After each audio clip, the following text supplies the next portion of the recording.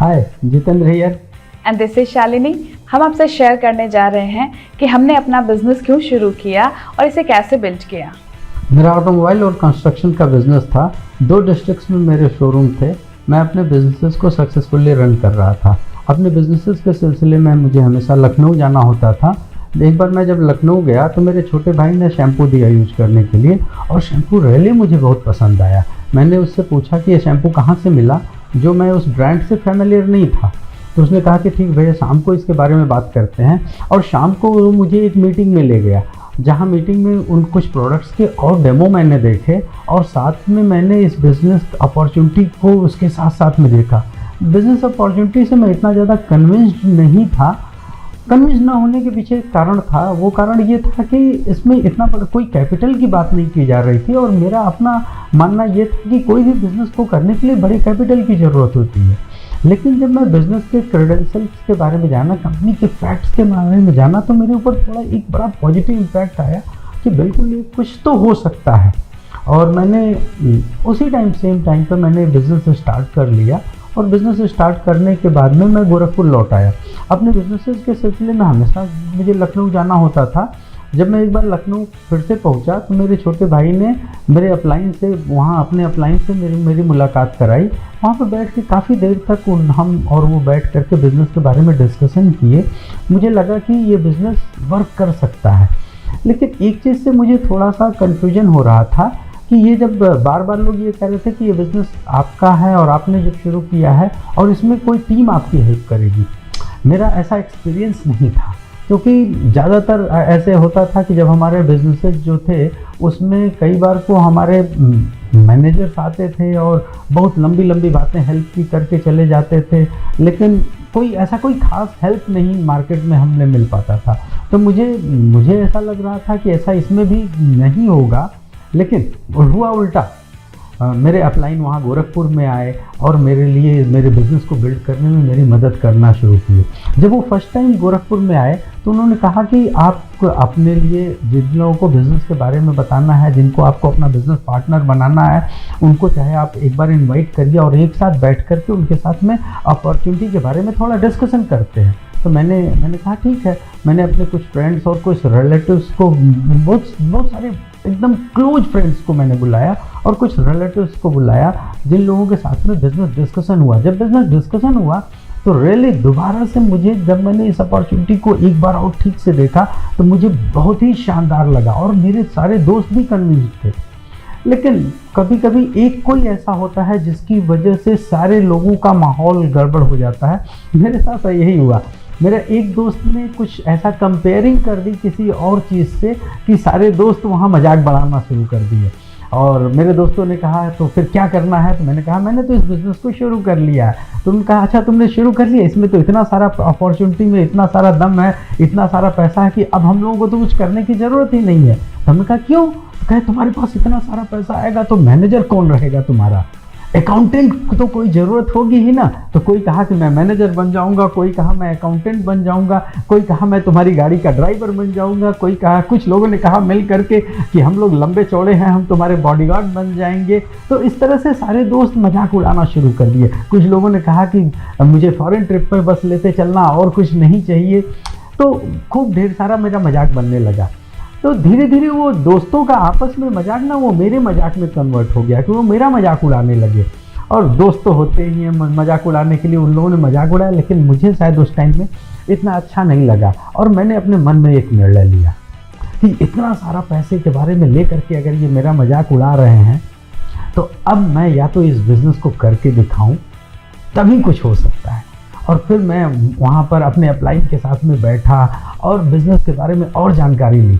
और जैसे जैसे मैंने बिज़नेस के बारे में और जानकारी लिया, समझा इसे कैसे बिल्ड करना है, तो बड़ी अच्छी चीज़ मुझे समझ में आई कि इस बिज़नेस में इतनी फ्लेक्सिबिलिटी है कि आप अपने समय के जो समय आपका फ्री है उस समय पर आप इस बिज़नेस को बिल्ड कर सकते हैं। तो मैंने निर्धारित किया, चूँकि मेरा जो बिज़नेस था उसमें काफ़ी व्यस्तता थी। मैं 9 से 9:30 बजे तक अपने घर से निकल जाता था और रात को 9 बजे के बाद ही वापस घर तक पहुँचता था, क्योंकि 2 शोरूम देखना, कंस्ट्रक्शन का काम देखना, ये सारा देखने में मेरा पूरा दिन चल चला जाता था।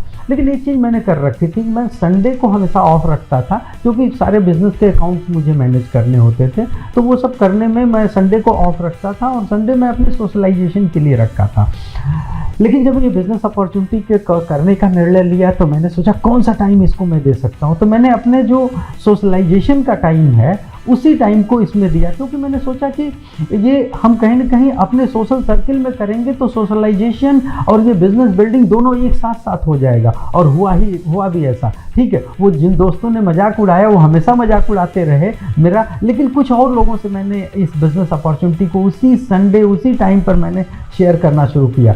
तो धीरे धीरे संडे इवनिंग में पहले शुरू किया, फिर धीरे धीरे मुझे और इंटरेस्ट आने लगा, हमारे बिजनेस पार्टनर्स की संख्या बढ़ने लगी, फिर संडे हम लोगों ने फुल डे देना शुरू किया इस बिज़नेस के लिए और बिज़नेस बड़ा अच्छा होने लगा। थोड़े समय के बाद में मुझे लगा कि थोड़ा और इस बिज़नेस को और सिंसियरली टाइम देना चाहिए। फिर मैंने ट्यूसडे इवनिंग को थोड़ा 2 घंटे का टाइम, थर्सडे इवनिंग को 2 घंटे का टाइम और संडे में फुल डे देने लगा।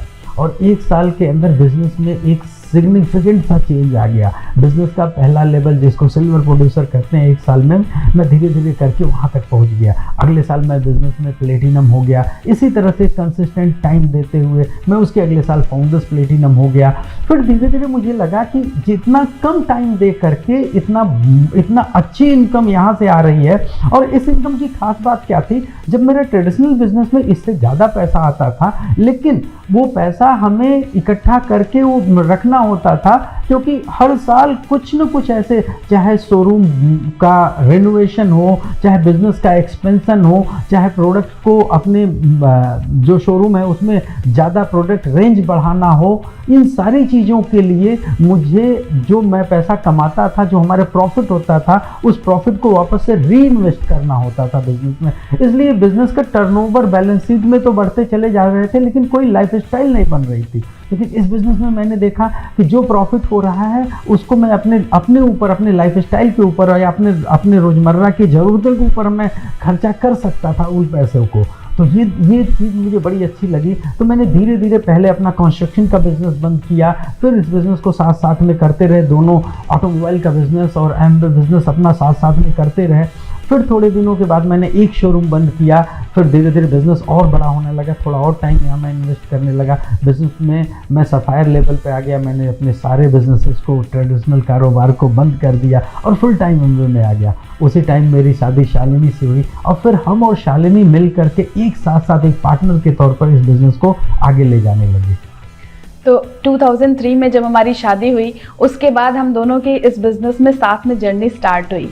उसके पहले मैं पढ़ाई कर रही थी, मैंने इंडस्ट्रियल माइक्रोबायोलॉजी से ग्रेजुएशन किया है और मैंने कभी सोचा नहीं था कि मैं कोई बिज़नेस करूंगी, क्योंकि मेरे डिफरेंट एम्बिशंस थे। मैं कोई जॉब करना चाहती थी और इसके पीछे ये रीज़न था कि मैंने अपने आसपास जिन भी लोगों को देखा था वो सभी लोग कहीं ना कहीं जॉब कर रहे थे। मेरे फादर एक डॉक्टर हैं और मेरे घर में आने वाले जितने भी लोग होते थे या रिलेटिव्स होते थे वो सब कहीं ना कहीं जॉब कर रहे होते थे। तो मुझे लगता था कि लाइफ में यही काम इम्पॉर्टेंट होता है, अच्छे से पढ़ाई कर लो और उसके बाद अच्छी सी जॉब करना। तो मैंने कभी बिज़नेस जैसा कुछ करने का नहीं सोचा, लेकिन जब मैंने इस बिज़नेस को देखा तो यहाँ पे मुझे थोड़ी इंटरेस्टिंग चीज़ें दिखाई दी, कुछ ऐसी डिफरेंट चीज़ें दिखाई दी जो मैंने कभी सोचा ही नहीं था। क्योंकि जब भी आप कभी कोई जॉब कर रहे होते हैं तो इनिशियल ईयर्स में आपके पास जो भी काम होता है आप कर रहे होते हैं, आपको सैलरी मिलती है और साथ ही साथ थोड़ी टाइम फ्रीडम भी होती है, अपना टाइम, बचा हुआ टाइम अपने हिसाब से एंजॉय कर पाते हैं। लेकिन जैसे जैसे आपकी तरक्की होती है, जैसे जैसे आप ग्रो करते हैं अपने करियर में, वैसे वैसे आपके ऊपर रिस्पॉन्सिबिलिटीज़ आती जाती हैं और रिस्पॉन्सिबिलिटीज़ का मतलब आपकी फ्रीडम कम होती जाती है। आप अपना टाइम अपने हिसाब से स्पेंड नहीं कर पाते हैं। और स्पेशली अगर लेडीज़ को देखें तो मैंने बहुत सारी लेडीज़ को देखा है कि जहाँ पे उन्हें चूज़ करना पड़ता है। बहुत बार हमें ये देखना पड़ता है कि हमारे लिए करियर ज़्यादा इम्पॉर्टेंट है या फैमिली ज़्यादा इम्पॉर्टेंट है। बहुत सारी लेडीज़ अपनी फैमिली को ज़्यादा इम्पॉर्टेंस देती हैं और अपने करियर के साथ सेक्रीफाइस करती हैं, लेकिन बहुत बार उन्हें रिग्रेट करते हुए देखा है, क्योंकि एक टाइम पे आपके बच्चे बड़े हो जाते हैं और बहुत सारा कुछ करने को नहीं होता है। तो ये आता है कि काश मैंने अपने जॉब को कंटिन्यू किया होता तो शायद मेरी सोसाइटी में ज़्यादा रिस्पेक्ट होती। वहीं सेकंड कैटेगरी भी होती है, कुछ लेडीज़ होती हैं जिन्हें लगता है कि फैमिली भी मैनेज कर रहे हैं और अपने करियर के ऊपर भी ध्यान देते हैं, लेकिन उन्हें भी मैंने देखा है कि कई बार ऐसा फील होता है लेटर ईयर्स में, जब बच्चे बड़े हो जाते हैं तो कहीं ना कहीं मन में ऐसा आता है कि काश मैंने अपने बच्चों को थोड़ा और टाइम दिया होता, काश मैंने अपनी फैमिली को थोड़ा और टाइम दिया होता। मैंने इस बिज़नेस में देखा कि यहाँ पे टाइम फ्लेक्सिबिलिटी है, यहाँ पे कोई फिक्स्ड वर्किंग आवर्स नहीं है। आप अपने अपॉइंटमेंट्स, अपनी मीटिंग्स अपने फ्री टाइम के हिसाब से फिक्स कर सकते हैं, और यही वजह है कि अपनी फैमिली को मैनेज करते हुए इस बिज़नेस को बहुत ही अच्छी तरीके से हम लोग बिल्ड कर पा रहे हैं। और क्या हम सभी की लाइफ में होता है, स्पेशली अगर लेडीज़ को देखें तो हमारी लाइफ में कई फेजेस आते हैं, जैसे कि शादी होती है, बच्चे होते हैं, बच्चे छोटे होते हैं, कभी बच्चों की तबीयत ख़राब होती है, बच्चे स्कूल जाना शुरू करते हैं, कभी उन्हें स्कूल भेजना है, उनका लंच पैक करना है, उन्हें स्कूल से पिकअप करना है, जब वो थोड़े बड़े होते हैं उनके एग्ज़ाम्स की डेट आ जाती है। तो ऐसे बहुत सारी जगह होती हैं जहाँ पे लेडीज़ इन्वॉल्व हो जाती हैं।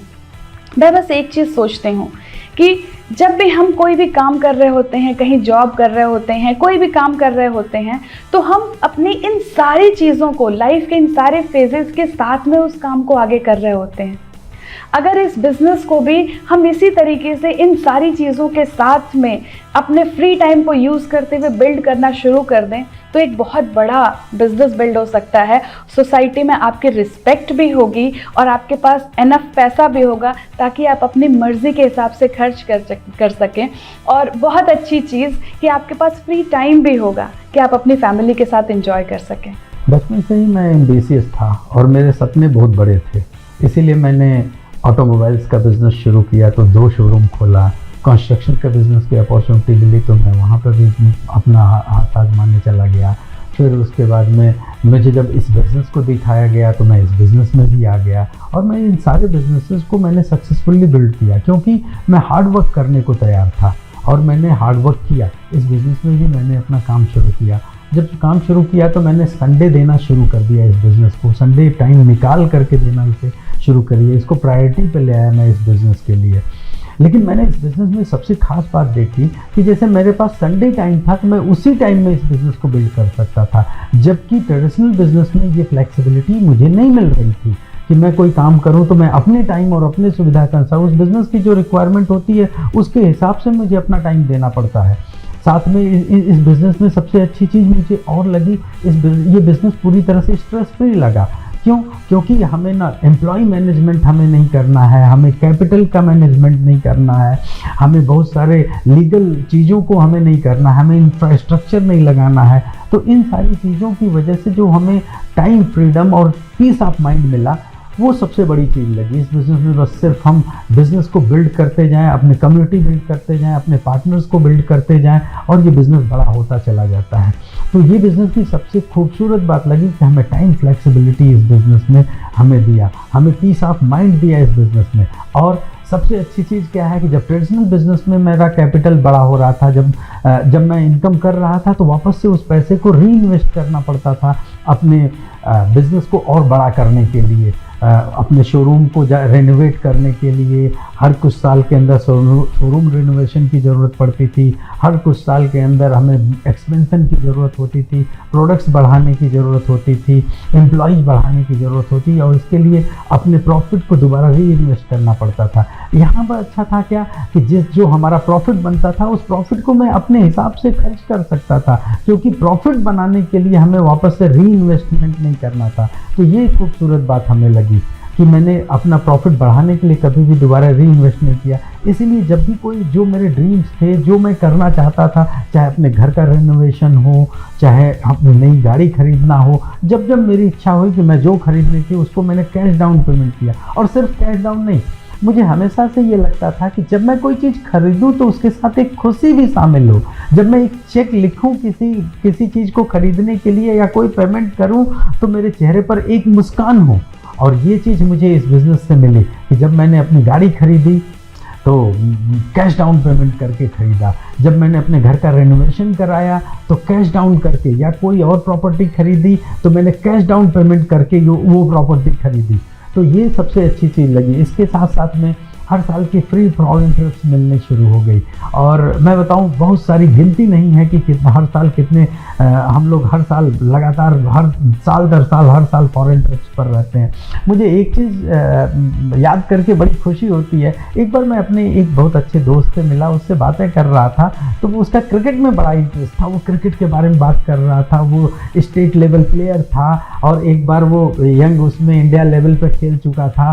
तो उसने कहा कि मतलब अपने क्रिकेट के पैशन के बारे में बता रहा था। और मैंने जब उसको ऐसे ही बताया कि एक बार हम लोग मेलबर्न गए थे और वहाँ पर मेलबर्न क्रिकेट ग्राउंड में मैं क्रिकेट खेला हूँ, उसकी आंखें फटी रह गई कि तुम तो गली मोहल्ले में भी खेलने वाले नहीं हो, तुम मेरे को मेलबर्न क्रिकेट ग्राउंड में कैसे खेल सकते हो। और मैंने जब उसको बताया कि एडम गिलक्रिस्ट हम लोगों की एम्पायरिंग कर रहा था और हम लोग क्रिकेट खेल रहे थे, जबकि क्रिकेट खेलना हमें आता नहीं है, तो वो कहा कितने भाग्यशाली हो तुम लोग। तब मुझे याद आया कि इस बिज़नेस को करके निर्णय लेकर के करने का मैंने कितना बढ़िया काम किया कि आज लोग मुझे भाग्यशाली कहते हैं। ऐसी बहुत सारी चीज़ें लाइफ में हो रही हैं।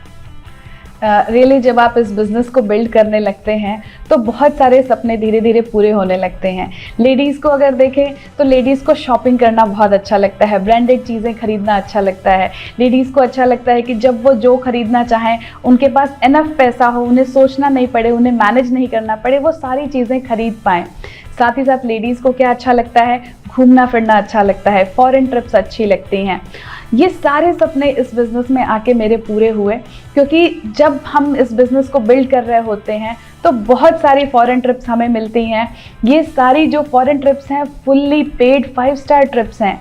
और जब आप इन बिज़नेस में इस कंपनी के साथ ट्रैवल करते हैं तो ट्रैवल करते हैं आप एक स्टाइल में, आप सेलिब्रिटीज़ की तरह से, क्योंकि इस बिज़नेस के ट्रिप्स में हमने बहुत सारी चीज़ें इंजॉय की, चाहे वो अरमानी होटल की गोल्ड कैपेचिनो हो, चाहे वो बुर्ज खलीफा का डिनर हो, चाहे वो MCG का डिनर और MCG का क्रिकेट हो।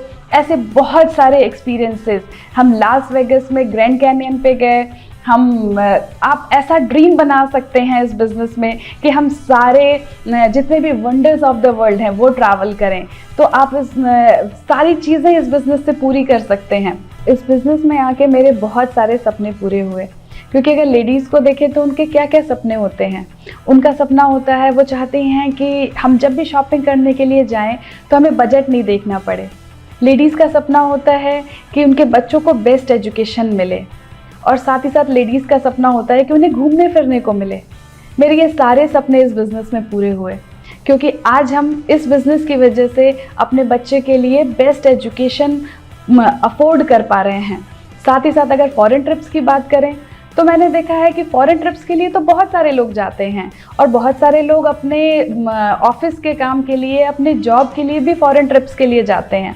पर जब हम इन फॉरेन ट्रिप्स पे जाते हैं तो हम एक स्टाइल में ट्रैवल करते हैं, क्योंकि यहाँ पर मिलती है 5 स्टार फुल्ली पेड ट्रिप्स, और साथ ही साथ ऐसे लाइफ टाइम एक्सपीरियंसेस जो कि अदरवाइज़ हम सोच भी नहीं सकते, जैसे कि बुर्ज अल अरब में डिनर करना हो, या फिर ग्रेट वॉल ऑफ चाइना पे लंच करना हो, स्विट्ज़रलैंड के माउंट टिटलिस पे पाव भाजी खाना हो, या बाली के आइलैंड पे पानी बताशे, लेडी गागा का कॉन्सर्ट हो या सोनू निगम का, मीका सिंह का हो या गुरु रंधावा का। ये सारी चीज़ें, ऐसे बहुत सारे एक्सपीरियंसेस हमें यहाँ पे ट्रिप्स में मिलते हैं और फुल्ली इंजॉय कर पाते हैं हम इन ट्रिप्स को।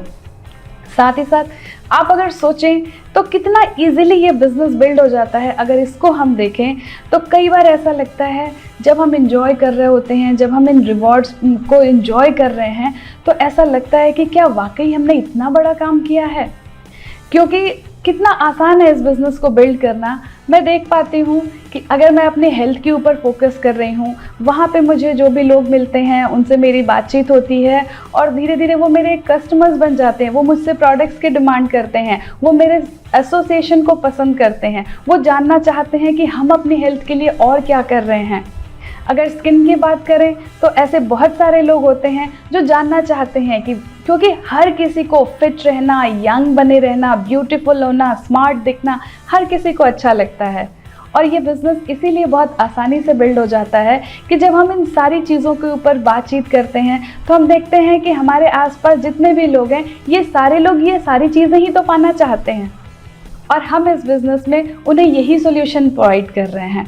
और यही वजह है कि धीरे धीरे बस थोड़ा थोड़ा अपना जो फ्री टाइम है, अगर उस टाइम को हम थोड़ा प्रोडक्टिव बनाएं, थोड़ा अच्छी तरीके से यूज़ करना शुरू कर दें, तो ये बिज़नेस बहुत अच्छा बिल्ड हो सकता है।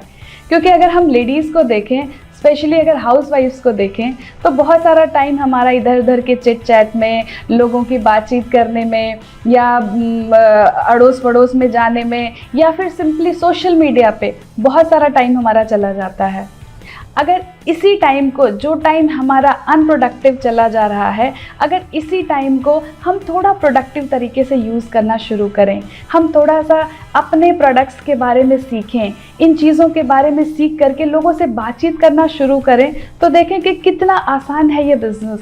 क्योंकि हम अपने आसपास के लोगों को वो चीज़ प्रोवाइड कर रहे हैं जिसकी वाकई उन्हें ज़रूरत है, और यही करते हुए हमारा बिजनेस कब बहुत बड़ा बिजनेस में कन्वर्ट हो जाता है हमें पता भी नहीं चलता है।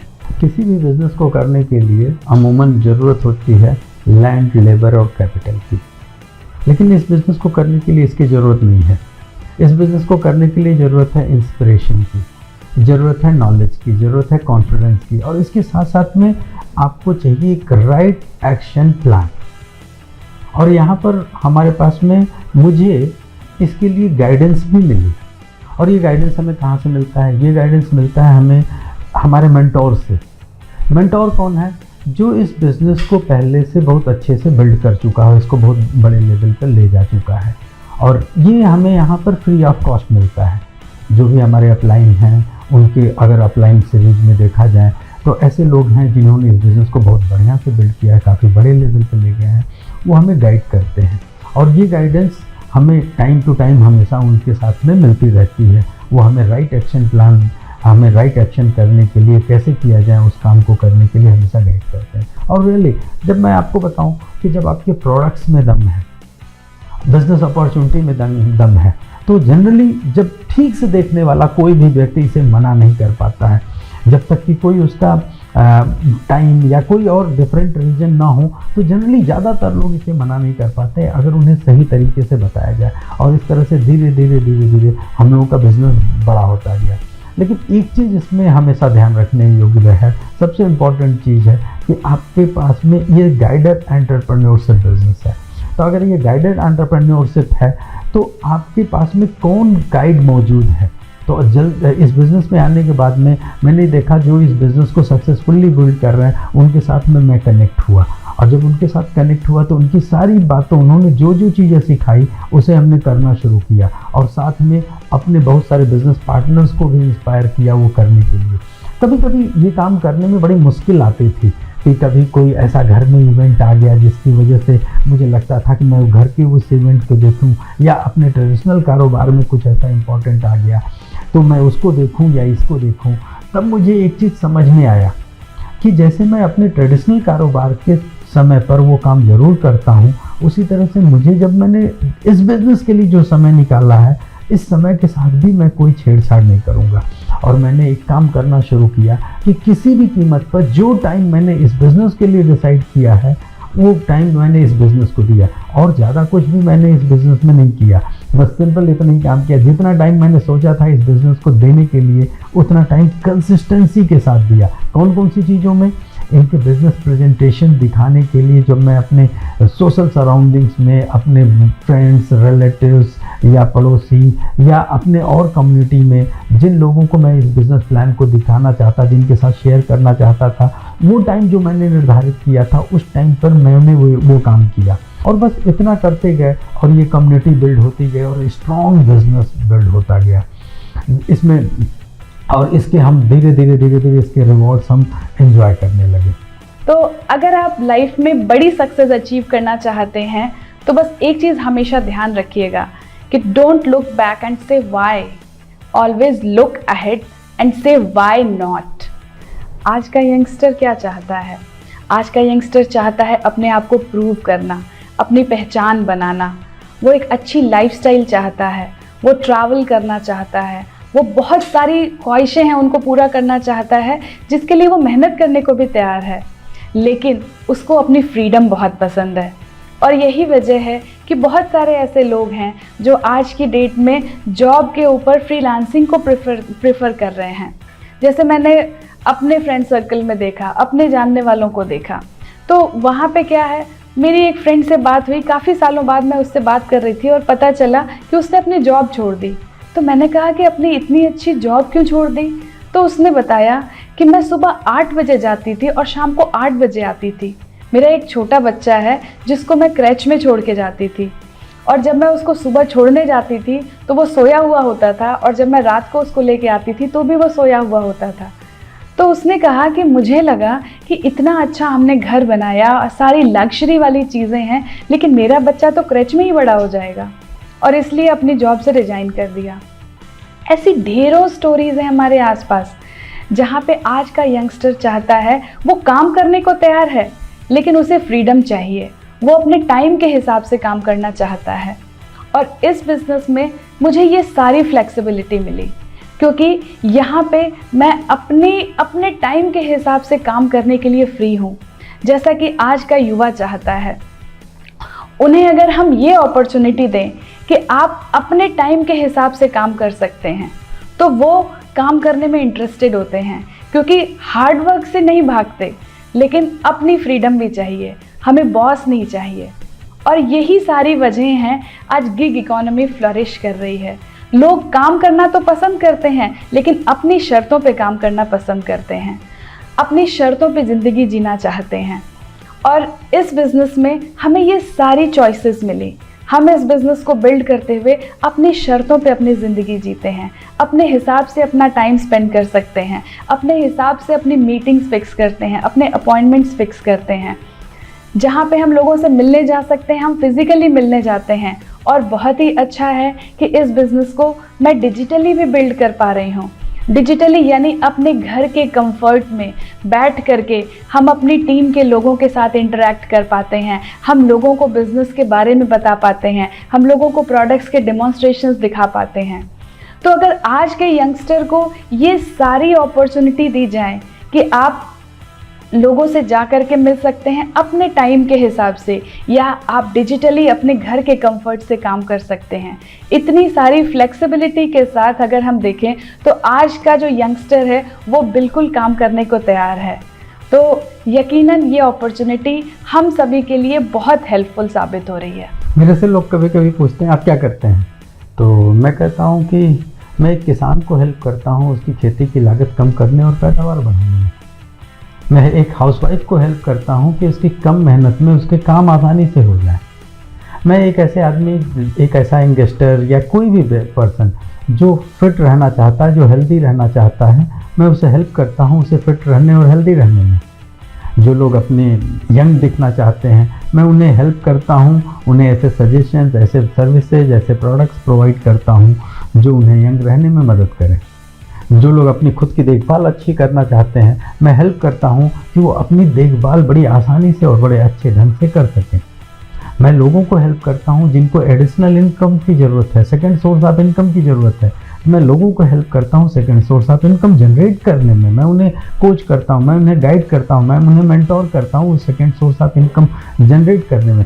कुछ लोग चाहते हैं मुझे लाइफ में अपने लाइफ में अपना खुद का कंट्रोल चाहिए, अपना खुद का बॉस बनना है, और मुझे अपनी इनकम पर खुद का कंट्रोल चाहिए। तो मैं उन्हें हेल्प करता हूँ लोगों को खुद का इनकम पर कंट्रोल बनाने में। तो कितना आसानी से ये काम हो जाता है। और आज के डेट में देखें तो आज भारत की सबसे बड़ी नीड क्या है, भारत की सबसे बड़ी आवश्यकता क्या है? हमारे 2030 तक हमारी पॉपुलेशन लगभग 150 करोड़ पहुंच चुकी होगी, और 150 करोड़ लोगों में से 70% लोग तक 40 साल से कम उम्र के होंगे। अब 70% लोग जिस कंट्री में 40 साल से कम उम्र के लोग होंगे, आप एक बार सोच के देखिए कि लगभग 20 से 40 साल की उम्र जो होती है वो सबसे ज़्यादा प्रोडक्टिव होती है, क्योंकि 18-20 साल के राउंड लगभग तक सारे इन्वेस्टर थोड़ा थोड़ा सोचना शुरू कर देते हैं कि उनको कुछ अपनी इनकम के ऊपर लिए खुद डिपेंडेंट बनना है, अपने फाइनेंशियल, उनको अपनी खुद का फाइनेंशियल स्टेबिलिटी चाहिए होता है उन्हें।